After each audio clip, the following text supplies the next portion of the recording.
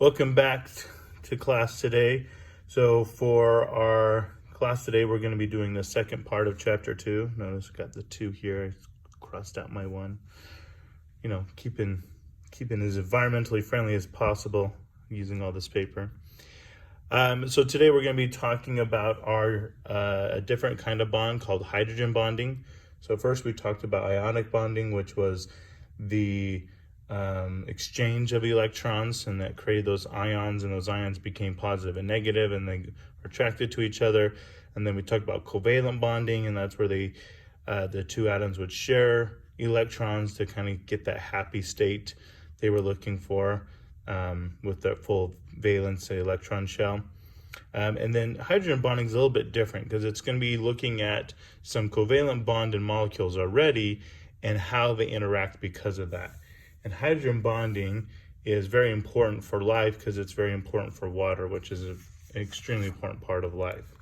So let's go ahead and jump on in. So we're going to look here at our hydrogen bonding.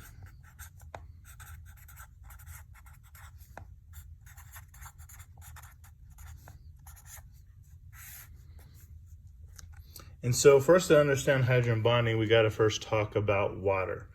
Now, as you probably know, the molecular formula for water is H2O, which means it has 2 hydrogens, so H2. So H2O. So we have 2 hydrogens and 1 oxygen. So we're going to go ahead and draw our oxygen here in the middle.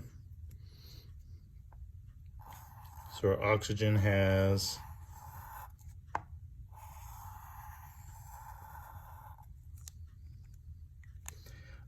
a atomic number of 8. So if we pull out our periodic table again, we see our oxygen here has the atomic number of 8. And so with that, we know we have 8 electrons. So the first 2 electrons go in our first 2 electron shell. Then we do our second electron shell. And then we're going to have 6 more. So 1, 2, 3, 4, 5, 6. All right. So our oxygen, once again, as we've noticed before, it's not happy. It needs 2 extra molecules for it to end up being happy.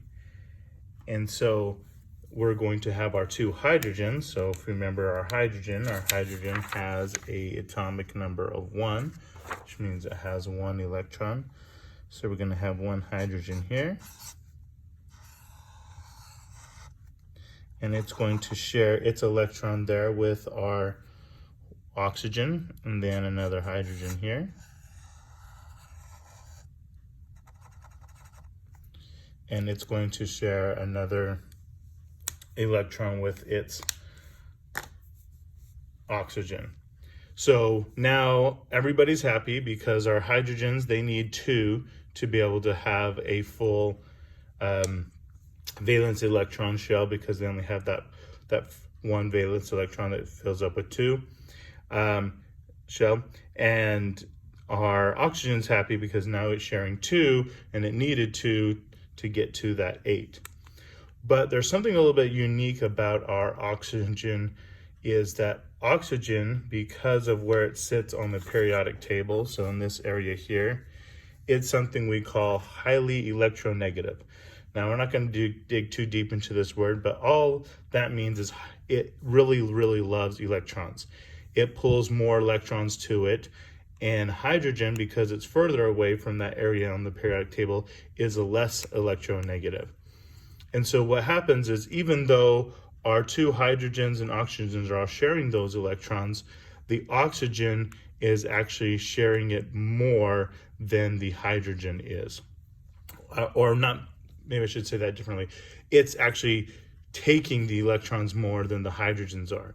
So what ends up happening is 25% of the time, the electrons that they're sharing are with the hydrogens, and 75% of the time, the electrons they're sharing are with the oxygen.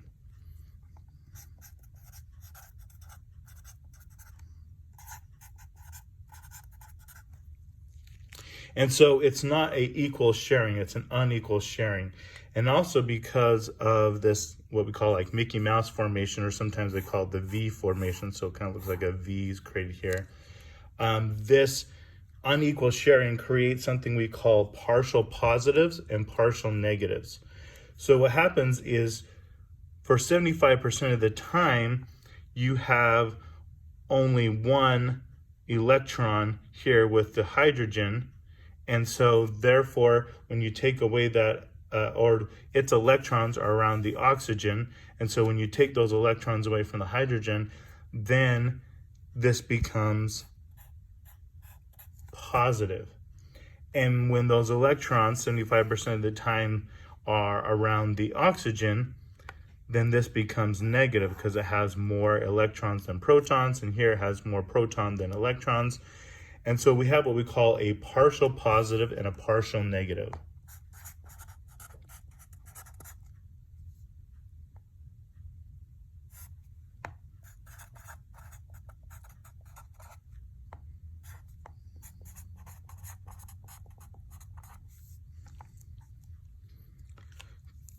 All right, so the partial positive and partial negative. So kind of think of this like a strobing light, or if you're turning a light switch on and off.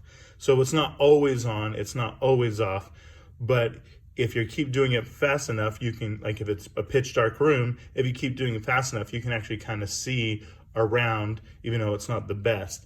And that's kind of what happens here, because these electrons are constantly flowing from the oxygen to the hydrogen, but spending most of the time in the oxygen, then it gives that partial negative down here and that partial positive down there. And so we create this unique situation where we create what we call a polar molecule. And a polar molecule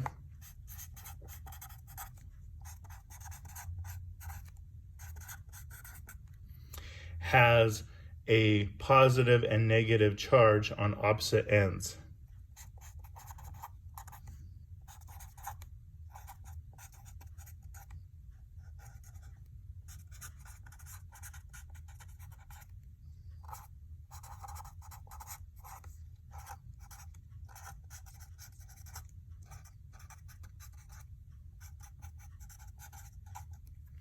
So when you think about that, think about like a magnet that has a North Pole and a South Pole, or even think of our Earth as a North Pole and a South Pole. One is going to be positive, one is going to be negative. So it's polar. So this is a polar molecule because you have one side that's partially negative and the other side that's partially positive. Now, because of this, water interacts with itself very interestingly. So when we were looking at our ionic bonds, we talked about how opposites attract, right? So we had the sodium that became positive and the chlorine that became negative, and they came together because of that positive and negative, that polar attraction, that electromagnetic attraction of positive and negative. Well, what would happen if I were to draw a whole bunch of these water molecules? They would start to interact with each other based off those positives and negatives. So when we look at it, and we're going to draw this a little bit more simple. So instead of drawing our water molecules like this, we're going to draw it with an O representing the oxygen and then an H coming off either end. So here we have one oxygen molecule, and up here it's going to be positive, and up here is going to be negative. Or down here it's going to be negative. Now, if I were to draw another water molecule, say if I threw a water molecule here on this, it's going to interact with this water molecule based off of these charges. And so the hydrogen is going to want to interact with the oxygen because it's positive and this is negative, right? So these guys are going to want to interact because they're attracted to each other, the opposites attract. So if I draw another water molecule, we'd have another one here.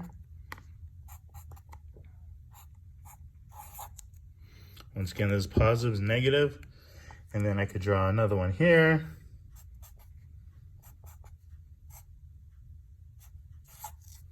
Negative and positive. and see, you'll end up seeing that water molecules will interact and stick to each other based off this hydrogen bonding. So the hydrogen bonding is actually this bond that is happening between the hydrogen and the oxygen, the hydrogen that's partially positive, and the oxygen that's partially negative. And that's where the hydrogen bonding comes in. So hydrogen bonding is found in water.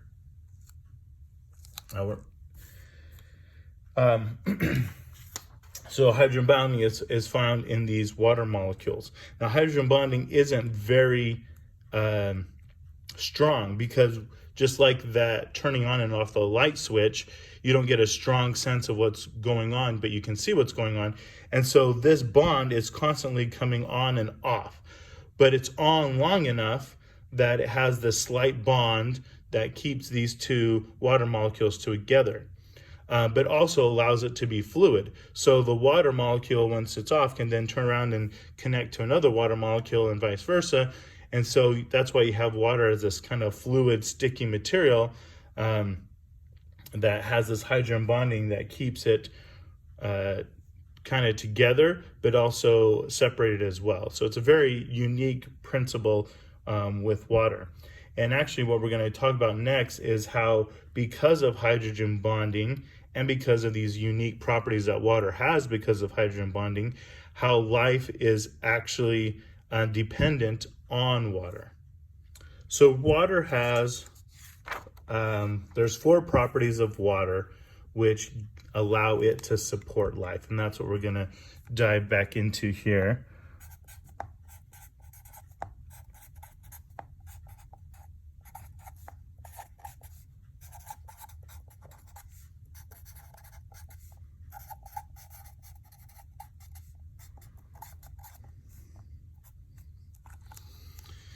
All right, and our first one is going to be cohesion and adhesion.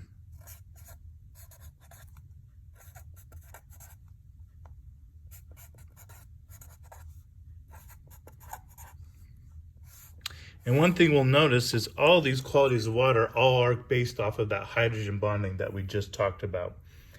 So cohesion is when you have molecules of the same kind that tend to stick together. So same molecule that sticks together.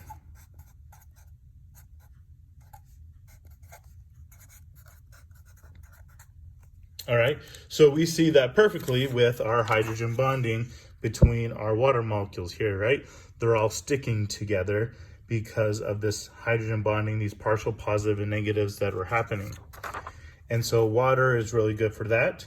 And then adhesion is when you have molecules that stick to other molecules.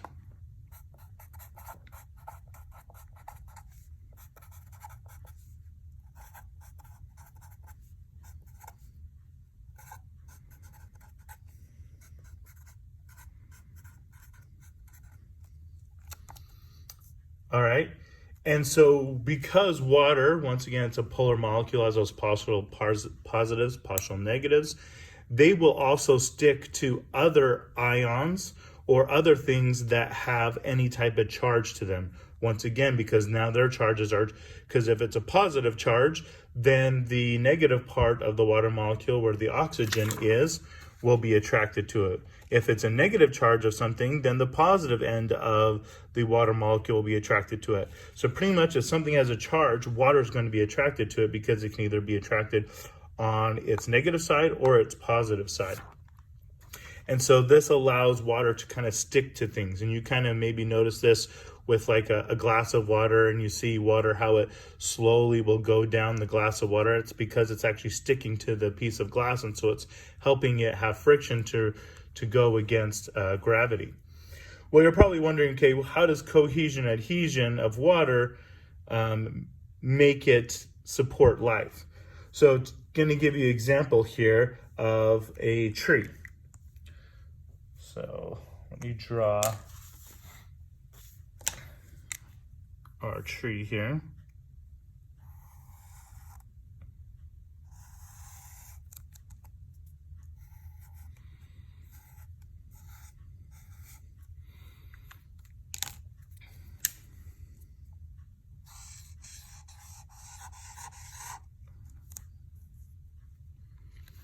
All right, so if you don't know already, trees need water just like we need water, right? Very important. But trees can only absorb water from their roots. And so when you're watering a plant or whatnot, that's why you always water into the soil. You don't water onto the leaves or whatnot because they only absorb the water in their roots. And so here we have a water molecule. So our little H2O. And it's hanging out in the soil of the roots of this tree. Well, it is actually attracted to a water molecule that's already in the roots. So that positive negative attraction.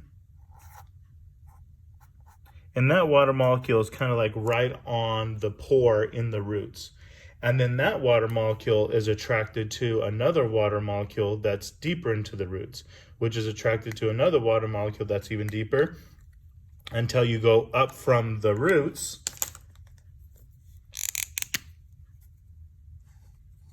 through the trunk of the tree and all the way to the leaves. And then on your leaf,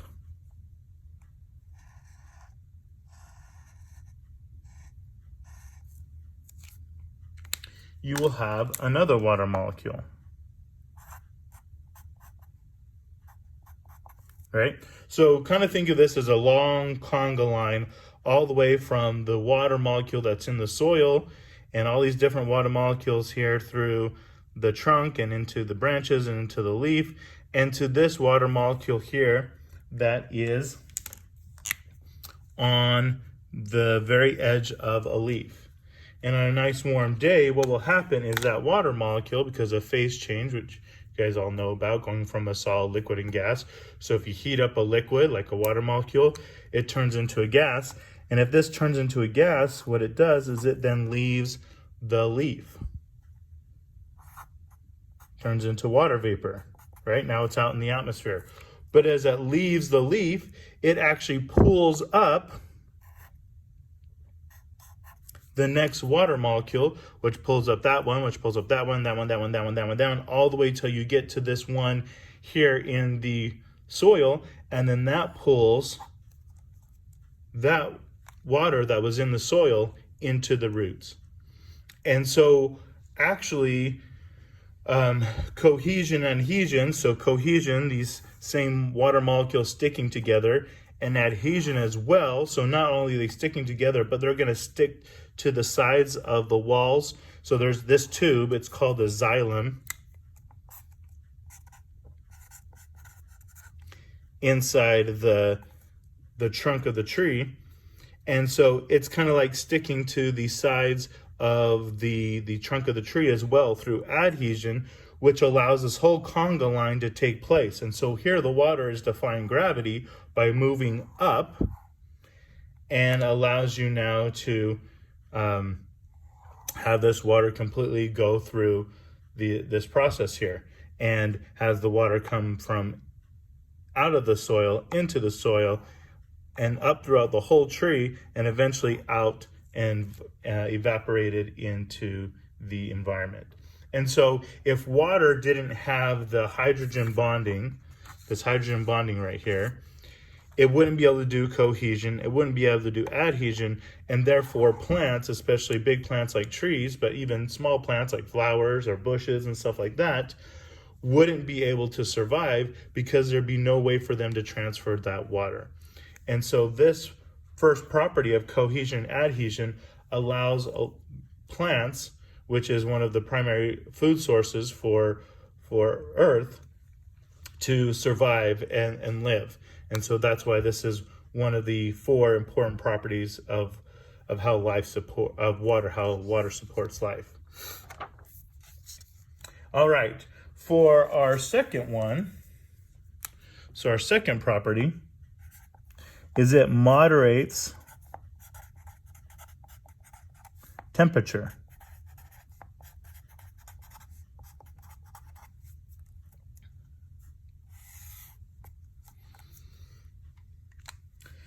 So let's look at how that works. Once again, it's all going to be based off of our hydrogen bonding.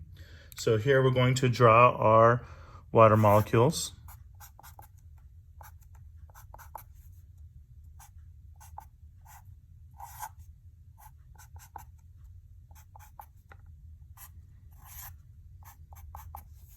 Right? Remember, these are partial negatives, these are partial positives. And so they're interacting with each other based off of that. So here as liquid water, they're all interacting and working with each other. And what happens when we heat something up? So we just talked about phase change, how things go from a solid, liquid to gas. So if you have something that's solid, you add heat to it, it turns to a liquid. You add more heat to it, it turns to a gas. Well, water is the exact same way, right? Water, at what temperature is water a solid? And that is 32 degrees Fahrenheit or 0 degrees Celsius. What temperature is it a gas? And that is 212 degrees Fahrenheit and 100 degrees Celsius. And so there's a big gap between where it's solid and where it's gas. And all that temperature, it is just liquid in between there. And so that's actually a big difference of temperature. And there's a reason for that. And the reason is when energy, let's say energy comes in to heat up our molecules. So if we were looking at just a regular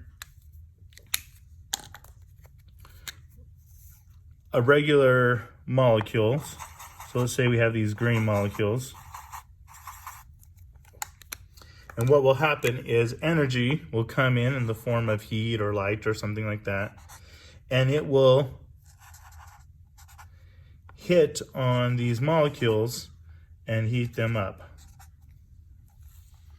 And then as they heat them up, they start to move away from each other. And eventually they go from a solid to a liquid, and then as they get even more heat, to a gas. All right, so same thing happens with water, except for there's one difference. To be able to heat up each of our water molecules, you actually have to go in and break up these hydrogen bonds that they're doing. And so it takes energy to break up these hydrogen bonds. Then once you break up those hydrogen bonds, then the energy can start to act on the water molecules themselves. So here we had 4 molecules and it took 4 heat waves. Well, here we have 3 molecules and we're saying now it takes 5 heat waves. And so what happens is water takes a long time to heat up. Unlike, let's say like a frying pan, right? If you were to put a frying pan out in the hot sun here in St. George, let's say like today it's going to be over 100 degrees. We put a frying pan out there when it's over 100 degrees. You go in about 5 minutes, you'll touch that frying pan and you'll burn yourself because it's so hot, because that metal heats up really, really fast. Well, if I do that, I put the same water, like I put a pan of water, a bowl of water, and let it sit there for 5 minutes. I put my hand in there. It's not going to burn me. It may be a little bit warmer than it was before, but it's not going to burn me because it takes a long time to heat up all of that water because all that energy has to go in to break up all those molecules. And vice versa, when you cool something down, so when you cool something down, the energy just goes the other way. The energy is released, and then these slow down and go back to a liquid and to a solid. Well, same thing's going to happen here, except for now the energy also not is only released by what was heated up on the molecule, but it also has to be released in these hydrogen bonds as well. And therefore, water cools down really slowly as well. So water will heat up slowly,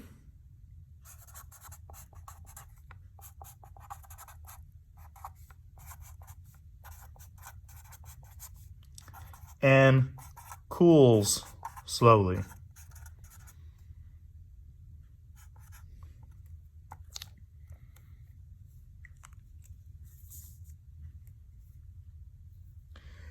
And so because of that, you don't have, there's a lot of energy that's taken in and released as water heats up and cools down. Now you're probably wondering, well, how is this important for life? Well, what do you know in life that is made up of a bunch of water?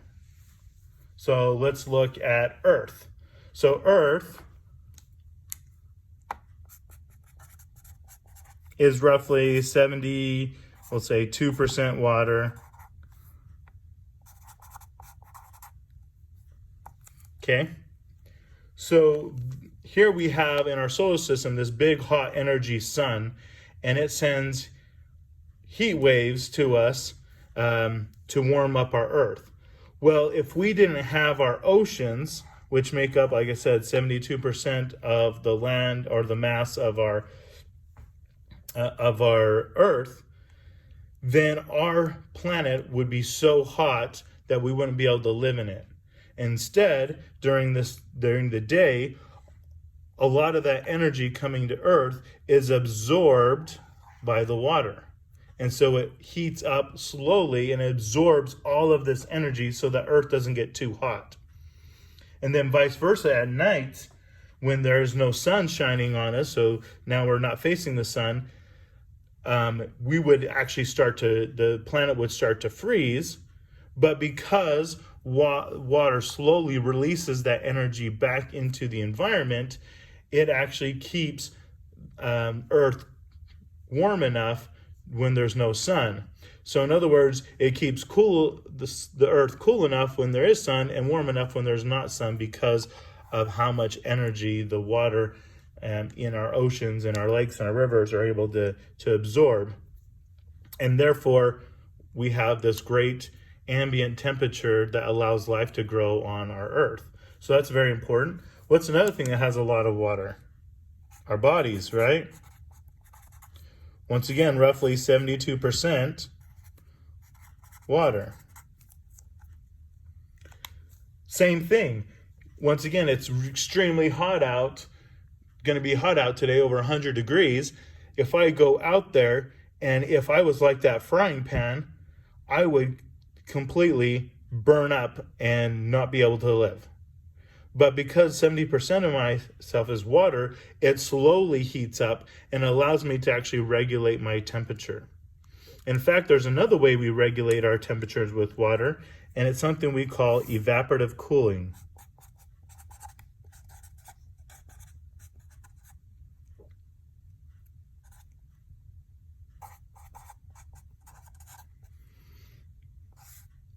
All right, so in layman terms, evaporative cooling is just sweating, right? When we sweat, our body releases some of the water, and that water then covers our arms or our forehead or the back of our neck or whatnot. And what happens is that water that is on our body gets too hot, and then it turns into water vapor, right?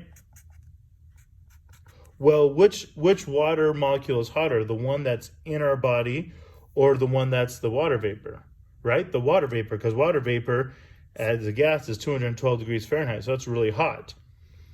And so what that does is it actually, as that water vapor leaves our body, so as that water is evaporated, so that evaporative cooling from our body, it takes the heat away from our body, and that's how evaporative cooling makes us cold or cools us down and keeps us in that ambient temperature that we want to be at. Dogs will do the same thing with that big wet tongue. They'll pant and have air go over their tongue, which will help the water to evaporate. And as it evaporates, it takes away heat from the rest of the dog, and it can actually cool down by panting. And that's also why they also have that big wet nose, because once again, that wet nose, the water can evaporate from that wet nose, and as the heat leaves the wet nose through the water, it makes it so whatever's left behind is cooler. And that's how evaporative cooling works, to keep us colder. So that's another thing that how moderating temperature is an important thing that water does to keep us alive.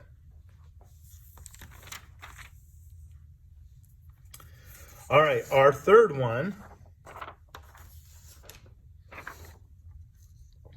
is going to be ice.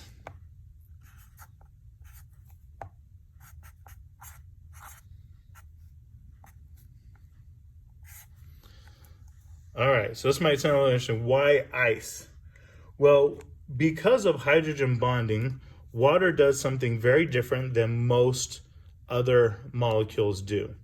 So usually when we talk about our phase changing, when you're going from a gas to a liquid to a solid, you're going from things being very far apart to things being closer and closer together. And that's true for water, except for when it goes to solid, when it becomes ice. So when it's water vapor, it's very far apart. When it's liquid, it's closer. But then when it becomes solid, it actually moves farther apart. And the reason because of that is because of the hydrogen bonding. And so what ends up happening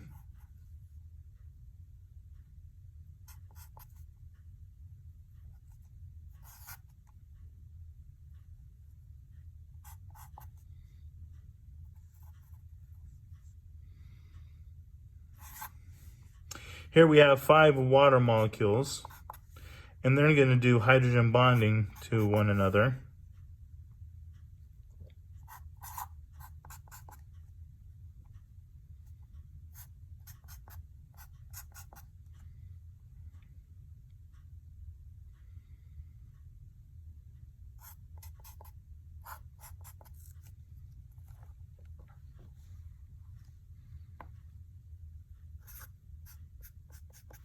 So here's our 5 water molecules, and they're doing this hydrogen bonding one with another.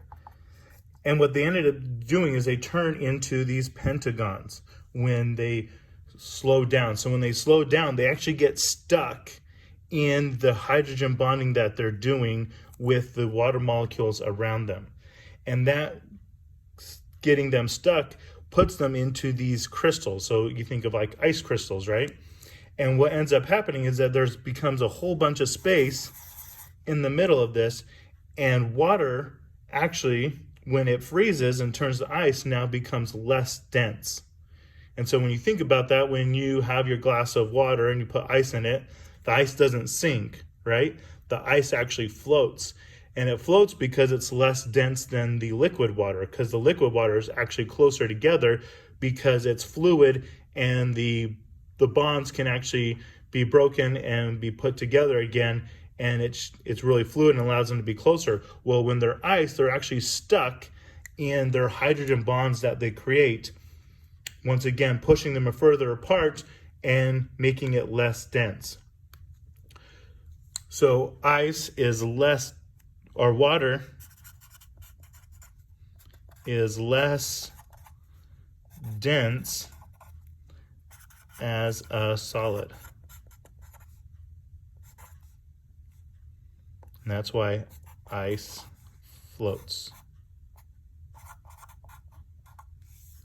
All right, so that's cool and all, but why would ice being a solid and floating make it an important part of life? Why would it help support life? Well, when we talk later in the semester, we'll talk about the origins of life. And one of the main theories for the origin of life is that life began in our oceans. Now, what would happen if water was just like any other molecule and it became more dense when it became a solid? Well, what would happen is that our oceans would completely freeze over. And instead, when part of the water freezes, the ice actually floats to the top. So if you think of like let's say like a lake, right? And you go ice skating on a lake, only maybe the first few feet are frozen. And what that does is that frozen ice layer actually insulates your water. So here's our ice and here's our water. That frozen ice layer insulates the ice so that the water never gets colder than 32 degrees Fahrenheit or to be frozen, right? And therefore, water will stay at a temperature that can sustain life. So here's my bad drawing of a fish here living in a lake with ice. And so even when we have places on Earth that gets really cold, the water doesn't all freeze up. Just the top layer does, which then insulates the rest of the water to stay at an ambient temperature so that life can live in our oceans, in our lakes, in our rivers without dying, because it's not all freezing over. We're not freezing over our whole oceans. And so with that, with life beginning in our oceans, this actually allowed life to evolve and develop in the oceans, because it didn't have to worry about every winter becoming completely frozen and you know, in a sense, dying because of that. And so that's how ice actually allows us to be where we are now, because it preserves life in water. All right, and our fourth one, our very last one, is water is the solvent of life. All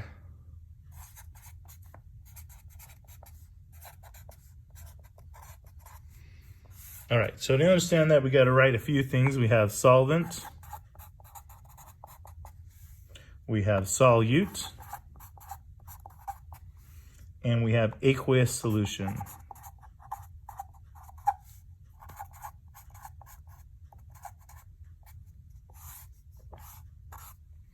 All right, so our solvent is a dissolving agent.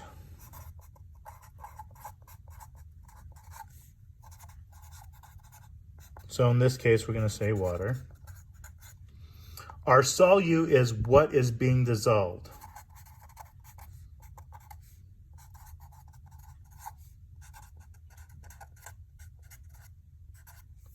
And then our aqueous solution is anytime water is the solvent.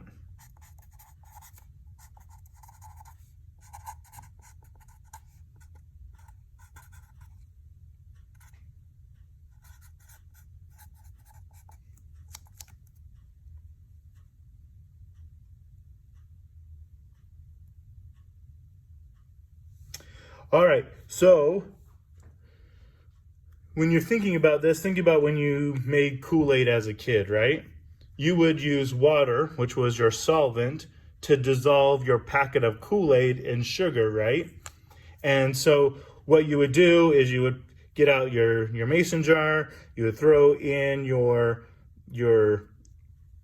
Kool-Aid mix and your sugar, and then you would put your water in there and you would stir it. And what would eventually end up happening is the water would dissolve that Kool-Aid powder and that sugar so that it is mixed with the whole water and create that nice Kool-Aid that you would drink on a nice hot day. So how does this work? Once again, this works because water has hydrogen bonding, or does hydrogen bonding. So to give you an idea of this, we're going to look at salt. So if you remember, when we talked about ionic bonds, we created salt by having sodium and chloride do an ionic bond where the sodium gave one of its electrons to chlorine, which made it positive and then made the chlorine negative. So our sodium was positive and our chlorine was negative. And so they came together. Well, when you think of like a crystal of salt, that's not just going to be one sodium and one chlorine. It's going to be multiple sodiums and chlorines doing that same bond. And so you have something that kind of looks like this. And I'm just going to write the chlorines as negatives.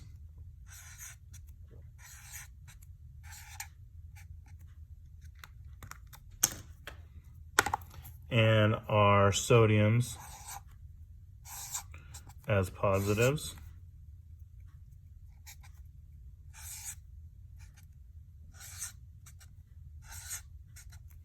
And so you end up having a crystal of salt, which is a bunch of sodium and chlorines that are attracted to one another because of their positive and negatives. So what would happen if I took this crystal of salt and put it into water? Well, because water is a polar molecule, it would be attracted to these ions of these sodium and chlorines. And so here we have this sodium, and it's positive, and so the negative part of our water, so our oxygen part, would be attracted to it. And then another one would be attracted to it. And we talked earlier about our hydrogen bonds are weak and our ionic bonds are actually pretty strong. But if you have enough hydrogen bonds, you can actually break this ionic bond. And that's what ends up happening is eventually this sodium ion is going to be surrounded by water molecules. And those water molecules are dissolving the salt.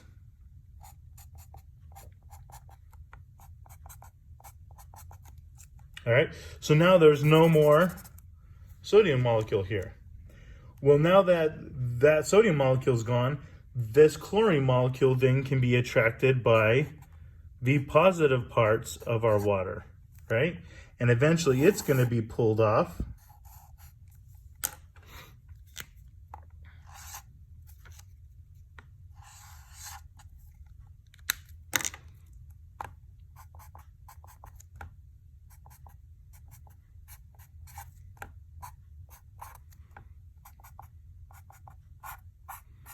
By water molecules as well. And this will keep on happening until one of two things. Either you completely break apart all of these ionic bonds between the sodium and chlorines by using water, or if you have more salt or sodium chlorine, then you actually have water.